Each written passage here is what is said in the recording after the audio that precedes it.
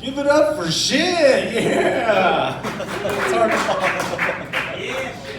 I want to tell you a little about myself, how I got into stand-up comedy today. A couple years ago, I took a stand-up comedy class being taught by Katie Nguyen, who recently, Portland's funniest person a couple years ago. She was great.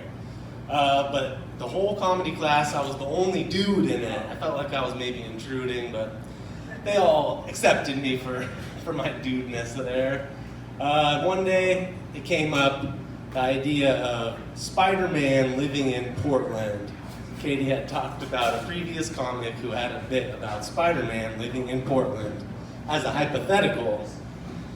But I got a problem. I collect comics like a little too hard. I have every Spider-Man comic, thousands of them, and Spider-Man has lived in Portland. 1999, Amazing Spider-Man number 401. We all know that one, right? He left New York with Mary Jane. They thought they were pregnant. The clone Ben Reilly took over as Spider-Man for a while. And we're supposed to be learning about comedy, and here I am just explaining to this whole class of women about Spider-Man. Like, I realized I was part of the problem. It's one of these problems that is happening more and more in our society, where guys are trying to explain to women about something. Yeah, I realized what I was doing, and I'll never do it again. I was Spider-Man-splaining. I'm sorry, Katie. Sorry, Katie. Thank you. Yes.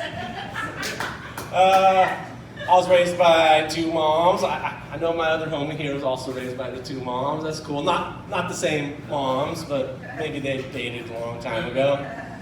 A lot of guys, like boys growing up, you'd always be like, my dad can beat up your dad. But when you got the two moms, it's a little different.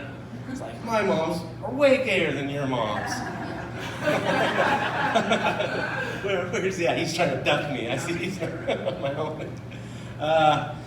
It got to the point that Montel Williams and the producers of his show found out about my story, and they wanted me to tell about having two gay moms. Like 20 years ago, it was more of a unique thing than nowadays. It's like every other comedian in Portland's story these days. So I went on Montel, thought I was going to be a very articulate queer ally that day. Like, I'm just going to tell them about how it's no different. It's better. You get twice as much advice about women and dating. But then I smoked out of a Big Apple, right in the heart of the Big Apple itself. I don't know if people still smoke out of apples these days. Like, no, but back in the day, it was like the only way. I couldn't sneak a pipe on that plane. So I was a little, I don't know, something about Montel made me vulnerable, and I started spilling my guts. And I didn't tell any of the stories that I wanted to about how loving and nurturing and intelligent my gay moms were. I was just like, they make me do all the laundry. And it's so much denim. Montel's denim for days. Yeah, the producers told me the story's gonna be, or the episode, it'll be called something like growing up with two parents and the unique story. I thought it was going to be, something intelligent, and then I get there, and then the episode just turns out to be called "My Parents Are Gay." I feel like they got catfished me a little there. Yeah, David Weed, last name Weed. It's true. I grew up here in Portland, kind of in this neighborhood. Went to Lincoln High School. Ran for vice president of the school. They kicked me out of the election one day.